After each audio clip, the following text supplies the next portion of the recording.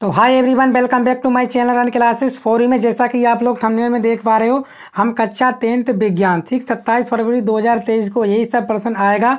और आज की रात आखिरी रात है। दिखा दो जोर कितना बाजुए कातिल में है, ठीक है ना। तो यही सब जो मैं प्रश्न कराने वाला हूँ, ये सब आपके बोर्ड एग्जाम में आने वाले हैं। हमने आपके, जैसा कि आप लोग थंबनेल में देख पा रहे हो, 15 चैप्टर आपके पूरे फिनिश किए हैं। सभी महत्वपूर्ण प्रश्न लिए हैं जो आपके बोर्ड एग्जाम में बार बार रिपीटेड क्वेश्चन है और आए हुए हैं। कुछ मैंने नए प्रश्नों को भी लिया है जो आपके 27 फरवरी को एग्जाम है, ठीक है ना, उसमें आने वाले हैं। क्योंकि आपके पास एक ही रात है और मैं वीडियो आपके लिए सुबह का टाइम पे बना रहा हूँ, रात के 12 बजे, ठीक है ना। तो मैं चाहता हूँ आपके जो नंबर हैं 100 आउट ऑफ 100% आए, ठीक है ना। मतलब 70 में से आपके पूरे 70 नंबर आ जाएंगे, ठीक है। इसमें मैंने बहुत ही महत्वपूर्ण प्रश्नों को रखा है, ठीक है। तो चलिए हम जानते हैं आज के महत्वपूर्ण प्रश्न। ये बिल्कुल 15 चैप्टर ही एक ही वीडियो में आपके फिनिश हैं, ठीक है। तो चलिए मैं आपको दिखाता हूँ, भी सॉल्यूशन के साथ भी मैं बताने वाला हूँ। तो आप लोग वीडियो को अंत तक जरूर देखिएगा, क्योंकि सॉल्यूशन में आपको अंत में बता दूंगा सारे प्रश्नों को। तो आप लोग वीडियो को अंत तक जरूर देखिएगा और अपने दोस्तों के साथ भी शेयर कीजिएगा। और चैनल पर पहली बार आए तो चैनल को भी सब्सक्राइब कर लीजिएगा, क्योंकि इससे क्या होता है, मुझे मोटिवेशन मिलता है। आपसे चैनल सब्सक्राइब कराने का भी एक पैसा नहीं लिया जाता है, ना ही लाइक करने का एक भी पैसा लिया जाता है, और ना ही चैनल सब्सक्राइब करने का भी एक भी पैसा लिया जाता है। बस आप लोगों को फ्री में सब कुछ मिल रहा है, तो आप हमारे लिए इतना तो ही कर ही सकते हो। चलिए शुरू करते हैं आज का महत्वपूर्ण सेशन, ठीक है। तो सबसे पहला आपका प्रश्न है कि विस्थापन एवं द्विविस्थापन अभिक्रिया में क्या अंतर है, इन अभिक्रियाओं के उदाहरण सहित समीकरण लिखिए, ठीक है। आप सभी जानते हैं विस्थापन और द्विविस्थापन अभिक्रियाओं में क्या अंतर है। इन अभिक्रियाओं के समीकरण भी लिखने हैं आपको, ठीक है ना। तो आप लोग लिख सकते हो आसानी से, सिंपल सा है, ठीक है। इसके आंसर भी आपको लास्ट में मिल जाएंगे, ठीक है। मैंने लिख रखा है, सभी को मिल जाएंगे। आपको अगर PDF चाहिए तो PDF भी मिल जाएगी, ठीक है। तो विस्थापन और द्विविस्थापन अभिक्रियाओं में क्या अंतर है, इन अभिक्रियाओं के समीकरण भी लिखिए। उसके बाद दूसरा सवाल बोला गया, निम्न समीकरणों को संतुलित कीजिए। मोस्ट इंपॉर्टेंट है, इनको आपको समीकरण को संतुलित करके ही जाना है एग्जाम में। क्या Fe + H2O गिव्स Fe3O4 और H2O, ये असंतुलित हैं, लेकिन हमें इन्हें संतुलित करना है, ठीक है। बोर्ड एग्जाम में आती हैं, तो आप इनको तैयार करके जरूर जाइएगा। इसके बाद दूसरा, MnO2 + HCl MnCl2 H2O Cl2, ये दो अभिक्रियाएं ऐसी हैं जो बोर्ड एग्जाम में भर भर के और हर बार पूछी जाती हैं। तो आप लोगों को मैं बताऊंगा कैसे समीकरणों को संतुलित करना है। बस आप लोग देख लीजिए कि आपका जो महत्वपूर्ण प्रश्न कौन कौन से हैं, ठीक है। उसके बाद प्रश्न नंबर 3, व्यंजक चूर्ण बनाने की विधि व रासायनिक गुणधर्म भी बताओ, ठीक है। मोस्ट इंपोर्टेंट प्रश्न है जो आपके एग्जाम में कई बार आया हुआ है, ठीक है। चलिए इसको तैयार कीजिएगा आप लोग। इसके बाद निम्न पर टिप्पणी लिखिए। क्या टिप्पणी लिखनी है आपको, सजातीय श्रेणी पर बहुत बार आई है। क्रियात्मक समूह, इस पे भी, यस्त्रीकरण, इस पे भी आप लोग, ठीक है। और साबुनीकरण, इन पर आप लोगों को टिप्पणी तैयार कर लेनी है, क्योंकि बोर्ड एग्जाम में आपके हर बार पूछी जाती है। ना मानो आप प्रीवियस ईयर पेपर भी उठा के देख सकते हो, ठीक है। हर बार पूछी जाती हैं, तो आप लोगों को जो है तैयारी करनी है। इसके बाद आपको इस पर भी टिप्पणी तैयार कर लेनी, योगात्मक अथवा संकलन अभिक्रिया और बहुलीकरण, ये दोनों भी मोस्ट इंपॉर्टेंट है, इसीलिए मैंने लिया है। इनको भी आप लोग तैयार जरूर कर लीजिएगा। इसके बाद प्रश्न 5 बोला गया कि मेंडलीव की मूल आवाज सारणी के गुणों और दोषों का मेंडलीव की आवाज सारणी के गुणों और दोषों का उल्लेख कीजिए, तैयार कर लीजिएगा, बहुत इंपॉर्टेंट है। मूल आवर्त सारणी मतलब आधुनिक आवर्त नियम देना है। जो आपके तत्वों के गुण थे वो परमाणु क्रमांकों के आवर्ती फलन थे, ये वाला आपको नियम लिख देना है। प्रश्न नंबर 6 बोला गया, अनाक्सी तथा आक्सी श्वसन में अंतर लिखिए। आक्सी तथा अनाक्सी श्वसन में अंतर मोस्ट इंपॉर्टेंट है, तैयार कर लीजिएगा, ठीक है। आक्सी तथा अनाक्सी श्वसन में अंतर। इसके बाद रुधिर तथा लसिका में अंतर, रुधिर तथा लसिका में भी अंतर, ये भी कई बार पेपर में पूछा गया है। मानो तो ये 2011, 13, 15, 17, ठीक है ना, 20 और 21 लगातार हर बोर्ड में बार बार के पूछा जाता है। इसके बाद ध्वनि और सिरा में 4 अंतर लिखिए, ठीक है। इसमें भी आप लोग अच्छे से लिख सकते हो, ठीक है। मोस्ट इंपॉर्टेंट है, तो तैयार करके लिखिएगा इनको, ठीक है।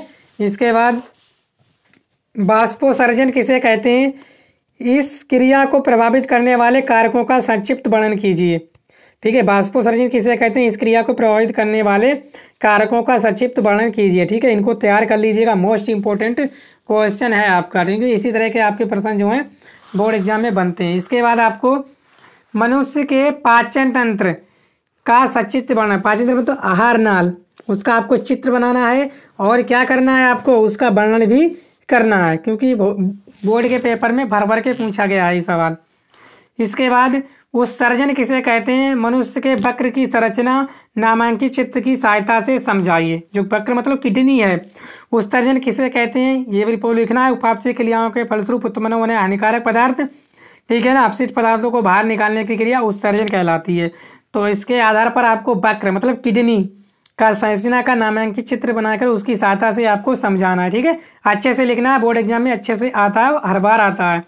इसके बाद एक और मोस्ट इंपॉर्टेंट क्वेश्चन है, प्रकाश संश्लेषण किसे कहते हैं? प्रयोगों द्वारा सिद्ध कीजिए कि प्रकाश संश्लेषण के प्रकाश एवं कार्बन डाइऑक्साइड आवश्यक है। तैयार कर लीजिएगा, ठीक है। यूपी बोर्ड का फेवरेट क्वेश्चन है ये, ठीक है। आप लोग जरूर तैयार कर लीजिएगा इसे, ठीक है। नेक्स्ट बोला गया लैंगिक तथा अलैंगिक जनन में 4 अंतर बताइए, ठीक है। लैंगिक तथा अलैंगिक जनन में 4 अंतर आपको बताने हैं, ठीक है। आसानी से कर दोगे आप लोग। लैंगिक जनन क्या होता है? जिसमें नर और मादा की आवश्यकता होती है। अलैंगिक जनन में नर और मादा की आवश्यकता नहीं होती है, ठीक है ना। इस तरह से आपको लिख देना है। आगे परिवार नियोजन को परिभाषित कीजिए। परिवार नियोजन की विधियां लिखिए। परिवार नियोजन क्या है, कैसे हम परिवार को सीमित रख सकते हैं, ठीक है ना। और परिवार नियोजन की विधियां कौन कौन सी हैं, ठीक है ना। किन किन विधियों से हम परिवार नियोजन की विधियों को कर सकते हैं, ठीक है। मतलब कौन कौन सी विधियां, नसबंदी करवा लो, नलबंदी करवा लो, ठीक है ना। और क्या जाते हैं महिला स्वास्थ्य केंद्र पर जाकर क्या करवा लेती हैं, कॉपर टी लगवा लेती हैं, ठीक है। ये सभी चीज़ें होती हैं, तो आपको विधियां लिख देनी है। आगे 15वां क्वेश्चन, निषेचन किसे कहते हैं? निषेचन एवं निषेचनों उपरांत पुष्प में होने वाले परिवर्तनों को चित्र सही समझाइए, ठीक है ना। तो निषेचन किसे कहते हैं? निषेचन एवं निषेचन उपरांत पुष्प में होने वाले परिवर्तनों को चित्र सहित आपको समझाना है, ठीक है। वीआईपी और मोस्ट इंपॉर्टेंट प्रश्न है, आप लोग जरूर तैयार कर लीजिएगा। ऐसे प्रश्न आपके बोर्ड एग्जाम में आते हैं, ठीक है ना। मैंने सभी 15 को समाप्त किया है जो आपके बोर्ड एग्जाम में आते ही हैं। इसके बाद नर एवं मादा के अंगों का सचित्र वर्णन कीजिए, ठीक है। ये तो आपने देखा होगा कितनी बार आया हुआ है, तो आप लोग तैयार कर लीजिएगा। मोस्ट इंपॉर्टेंट क्वेश्चन है आपका, ठीक है। इसके बाद समजात एवं समरूप अंगों का उदाहरण सहित समझाइए। समजात एवं समरूप अंगों को उदाहरण सहित समझाइए, ठीक है। समझा दीजिए। और मोस्ट इंपॉर्टेंट क्वेश्चन है ये आपका, ठीक है। नेक्स्ट 18वां, मेंडल के आनुवंशिकता के नियमों का उदाहरण सहित वर्णन कीजिए।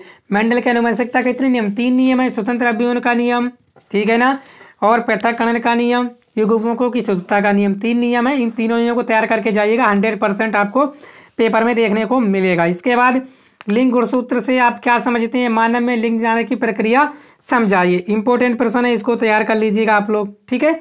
चलिए, ये तो मोस्ट इंपॉर्टेंट है, इनको तैयार करके ही जाना है। इसके बाद डार्विन के प्राकृतिक वर्णनवाद को उपयुक्त उदाहरण सहित समझाइए। तो डार्विन ने कहा था कि प्राकृतिक जो वर्णनवाद को उपयुक्त उदाहरण सहित आपको समझाना है, डार्विन वाला तैयार कर लीजिएगा। हर बार आता है पेपर में एक ना एक, ठीक है। देखो चैप्टर का नाम ही है, ठीक है, यही है ना, चैप्टर का नाम डार्विन है, प्राकृतिक वर्णनवाद को उपयुक्त उदाहरण सहित समझाइए। अगर ये नहीं पढ़ा तो क्या पढ़ के जाओगे, ठीक है। पेपर में ये आने वाला प्रश्न है, तो आप लोग तैयार जरूर कीजिएगा। इसके बाद मोस्ट इंपॉर्टेंट क्वेश्चन है कि उत्तल लेंस द्वारा प्रतिबिंब का बनना किरण आरेख द्वारा समझाइए। जब वस्तु प्रकाशीय केंद्र तथा फोकस के मध्य हो, यानी प्रकाशीय केंद्र फोकस के मध्य हो, 2f पर हो, अनंत पर रखी हो, इन स्थितियों में किरण आरेख खींचकर प्रतिबिंब का बनना दर्शाइए। कहाँ कहाँ वस्तु रखी हो आपकी? प्रकाशीय केंद्र फोकस के मध्य, 2f पर, अनंत पर रखी हो, ठीक है। तो आपको समझाना है, मोस्ट इंपॉर्टेंट है, तैयार करके जरूर जाइएगा आप लोग। यम लिखे दे रहा हूँ, ठीक है, ये आता है पेपर में आपके। इसके बाद निकट दृष्टिरोध, दूर दृष्टिरोध किसे कहते हैं? दोनों हमने एक में बता दिए कि निकट दृष्टिरोध और दूर दृष्टिरोध किसे कहते हैं। इन दोनों को निवारण कैसे किया जाता है? किरण आरेख द्वारा समझाइए। तैयार कर लीजिएगा, ठीक है। मोस्ट इंपॉर्टेंट क्वेश्चन है ये, हर बार बोर्ड एग्जाम में पूछा जाता है। इसके बाद विद्युत धारा की परिभाषा बताइए। इसके आधार पर 1 एम्पीयर को परिभाषित कीजिए। विद्युत धारा की परिभाषा बतानी है और इसके आधार पर 1 एम्पीयर को आपको परिभाषित करना है, क्योंकि सभी चैप्टर 15 चैप्टर हमने एक ही वीडियो में खत्म करने का, और मोस्ट इंपॉर्टेंट प्रश्न है उनको मैंने आप बता रहा हूँ, ठीक है ना। इसके बाद विद्युत शक्ति या सामर्थ्य 1 किलोवाट घंटा को परिभाषित कीजिए। विद्युत शक्ति या सामर्थ्य को या किलोवाट घंटा को आपको परिभाषित करना है, ठीक है। तैयार कर लीजिएगा। इसके बाद विद्युत चुम्बकीय प्रेरण से क्या तात्पर्य है? इसके आधार पर फ्लेमिंग के बाएं हाथ का नियम लिखिए। विद्युत चुम्बकीय प्रणाली से क्या तात्पर्य है और इसके आधार पर फ्लेमिंग के बाएं हाथ का नियम भी आपको लिखना है। ठीक है, मोस्ट इंपॉर्टेंट है, आप लोग तैयार जरूर कीजिएगा। ठीक है,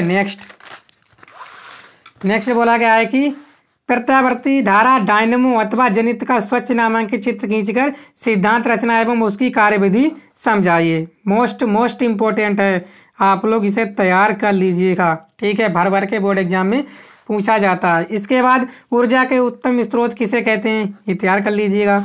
इसके बाद खाद्य श्रृंखला से आप क्या समझते हैं, इसे भी तैयार कीजिएगा।